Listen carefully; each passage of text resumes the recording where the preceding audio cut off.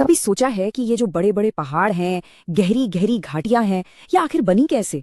देखिए, 19वीं सदी में ना ये सवाल वैज्ञानिकों के लिए एक बहुत बड़ी पहेली जैसा था। तो आज की कहानी एक ऐसे इंसान की है जिसने हमें धरती के इतिहास को, कह सकते हैं, पढ़ने का एक बिल्कुल नया नजरिया दिया। एक ऐसी चाबी दी जिससे धरती की अरबों साल पुरानी कहानी के ताले खुलने शुरू हुए। तो चलिए देखते हैं कि चार्ल्स लायल की इस कहानी में हम किन किन पड़ावों से गुजरेंगे। सबसे पहले बात करेंगे धरती की पुरानी कहानी की, फिर मिलेंगे चार्ल्स लायल से, समझेंगे उनके एक रूपतावाद के सिद्धांत को, देखेंगे उनकी किताब प्रिंसिपल्स ऑफ जियोलॉजी में क्या था खास, और आखिर में बात करेंगे उनकी विरासत पर। तो शुरुआत करते हैं पहले हिस्से से, धरती की पुरानी कहानी। बात है 19वीं सदी की शुरुआत की। उस समय भूविज्ञान यानी जियोलॉजी एक नए दौर में कदम रख रहा था और वैज्ञानिकों के जहन में जो सबसे बड़ा सवाल घूम रहा था वो था कि भाई ये धरती जिस पर हम सब रहते हैं आखिर इस शक्ल में आई कैसे। उस जमाने के सारे जियोलॉजिस्ट इसी एक सवाल का जवाब ढूंढ रहे थे और उस वक्त ना दो थियोरीज, दो सिद्धांत आमने सामने खड़े थे। उस दौर में जो थियोरी ज्यादा पॉपुलर थी वो थी कैटास्ट्रोफिज्म यानी महाविनाश का सिद्धांत। ये थियोरी कहती थी कि धरती का चेहरा अचानक हुई बहुत बड़ी बड़ी हिंसक घटनाओं ने बनाया है। मतलब सोचिए, कोई भयंकर बाढ़ आ गई हो या कोई ऐसा ज्वालामुखी फटा हो जिसकी हम आज कल्पना भी नहीं कर सकते। तो कैटास्ट्रोफिज्म का सीधा सा मतलब था कि धरती का इतिहास शांत नहीं है, बल्कि ये अचानक आई आपदाओं की एक सीरीज है। और क्योंकि जॉर्ज कुवियर जैसे बड़े बड़े वैज्ञानिक इसे सपोर्ट कर रहे थे, तो यही उस समय की मेन स्ट्रीम साइंटिफिक सोच थी। और बस यहीं पर एंट्री होती है हमारी कहानी के हीरो की, चार्ल्स लायल। एक ऐसा इंसान जो इस जमी जमाई सोच को चैलेंज करने वाला था और जियोलॉजी को एक बिल्कुल नई राह दिखाने वाला था। तो ये हैं सर चार्ल्स लायल। स्कॉटलैंड के एक अमीर परिवार में पैदा हुए थे और सबसे मजेदार बात पता है क्या है? इन्होंने अपना करियर जियोलॉजी में नहीं बल्कि वकालत में यानी लॉ में शुरू किया था। ये टाइमलाइन उनके इस बदलाव को दिखाती है। देखिए, 1819 में ऑक्सफोर्ड से पढ़ाई पूरी की, 1820 में वकालत शुरू कर दी, लेकिन दिल तो चट्टानों में अटका था। जियोलॉजी का जुनून बढ़ता गया और आखिरकार 1827 में उन्होंने लॉ को अलविदा कह दिया और फुल टाइम जियोलॉजिस्ट बन गए, धरती के राज खोलने के लिए। अब आते हैं लायल के उस आइडिया पर जिसने जियोलॉजी की दुनिया में हलचल मचा दी। वैसे ये आइडिया जेम्स हटन नाम के एक और साइंटिस्ट का था, लेकिन इसे पॉपुलर बनाने और दुनिया के सामने मजबूती से रखने का क्रेडिट चार्ल्स लायल को ही जाता है। ये लाइन लायल के पूरे काम का सार है। वर्तमान ही भूतकाल की कुंजी है। इसका मतलब बहुत सिंपल लेकिन बहुत पावरफुल था कि भाई जिन प्रोसेस को हम आज देख रहे हैं, जैसे नदी का बहना, हवा से चट्टानों का कटना, यही सब चीजें हैं जो हमेशा से धरती को बनाती बिगाड़ती आई हैं। कुछ अलग या जादुई नहीं हुआ। तो ये जो एक रूपतावाद यानी यूनिफॉर्मिटेरियनिज्म था, वो कैटास्ट्रोफिज्म का ठीक उल्टा था। एक तरफ थी अचानक आई आपदाओं की थ्योरी और दूसरी तरफ था ये आइडिया कि नहीं, बदलाव धीमे धीमे, लगातार और करोड़ों सालों तक छोटे छोटे स्टेप्स में हुआ है। लायल ने अपने इस आइडिया को 4 मजबूत पिलर्स पर खड़ा किया था।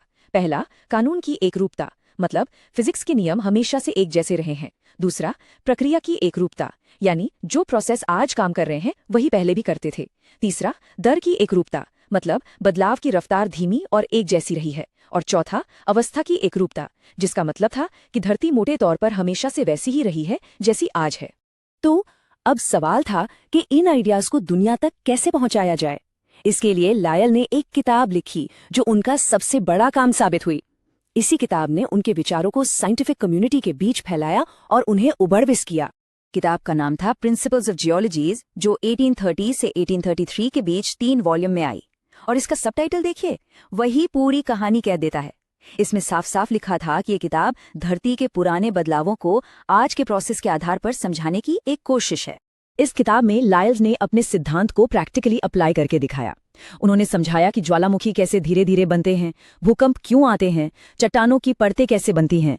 बल्कि उन्होंने चट्टानों की परतों को बांटने के लिए इओसीन, मायोसीन, प्लायोसीन जैसे नाम भी दिए, जो आज तक जियोलॉजी में यूज होते हैं।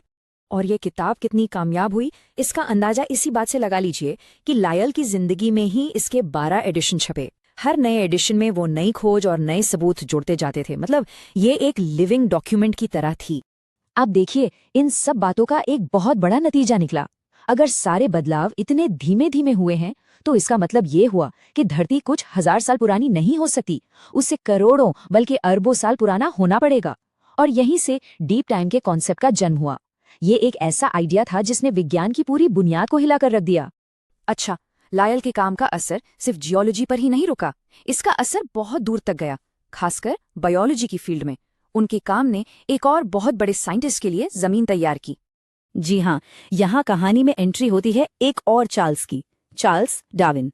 लायल और डार्विन बहुत अच्छे दोस्त थे, बल्कि लायल एक तरह से डार्विन के मेंटोर थे और उनकी सबसे बड़ी प्रेरणाओं में से एक। ये कोटेशन देखिए, ये उनके रिश्ते को बखूबी बताता है। डार्विन ने अपनी किताब on the origin of species में साफ साफ लिखा कि जो इंसान लायल की किताब पढ़कर ये नहीं समझ सकता कि धरती का इतिहास कितना ज्यादा लंबा है, वो मेरी किताब को बंद ही कर दे। क्यों? क्योंकि डार्विन की एवोल्यूशन की थियोरी को काम करने के लिए करोड़ों सालों का लंबा वक्त चाहिए था, और ये वक्त उन्हें लायल के डीप टाइम के कॉन्सेप्ट से ही मिला। लायल को उनके काम के लिए जिंदगी में बहुत सम्मान मिला। उन्हें 1848 में सर की उपाधि मिली, कई बड़े मेडल्स जीते, और जब उनका निधन हुआ तो उन्हें वेस्टमिंस्टर एबी में दफनाया गया, जो कि बहुत बड़ा सम्मान था। इससे पता चलता है कि वो अपने समय के कितने बड़े वैज्ञानिक माने जाते थे। तो आखिर में सवाल उठता है कि आज का विज्ञान क्या कहता है।